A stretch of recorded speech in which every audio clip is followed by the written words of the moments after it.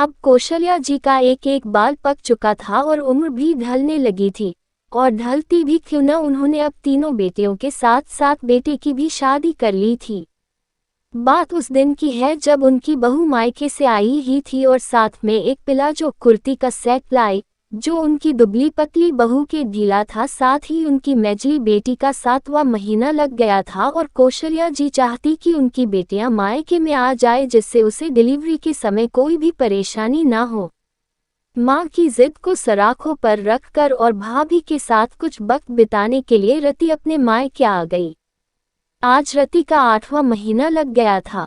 मां अब समझ नहीं आता कैसे कपड़े पहनूं इस बढ़ते पेट के साथ, जो भी पहन लो सब छोटा लगता है। कौशल्या जी बोली, बहू वो तुम अपने मायके से जो प्लाजो कुर्ती लाई थी उसमें सिलाई लगा ली क्या? बहू ने धीमे स्वर में कहा, जी नहीं माँ जी।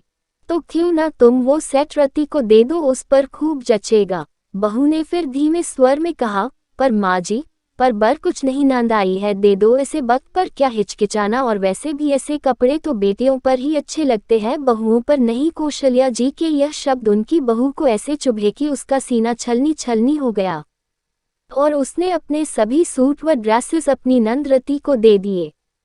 समय बीतता गया और वो दिन आया जिस दिन रति को प्रसव पीड़ा शुरू हो गई और उसने एक सुंदर बच्ची को जन्म दिया। इसी के साथ रति के ससुराल जाने का दिन आ गया और रति खुशी खुशी अपने ससुराल चली गई।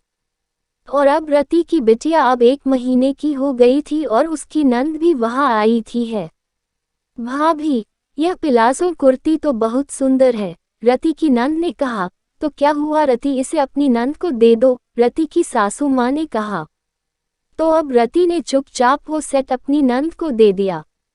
और आज रति को याद आया कि कैसे वो अपनी भाभी की खुशी मारकर वो सेट लाई थी और उसकी भाभी को कैसा लगा होगा। तभी रति ने अपनी माँ को फोन किया और समझाया कि माँ, भाभी भी किसी घर की बेटी है और आपको भी मुझमें और भाभी में कोई भेदभाव नहीं करना चाहिए। अब कौशल्या जी को यह बात इस तरह समझ आई कि वह अगले ही दिन अपनी बहू के लिए नई प्लाजो कुर्ती का सेट लाई। अगर आपको ये वीडियो पसंद आई हो तो प्लीज़ लाइक, कमेंट और सब्सक्राइब करें।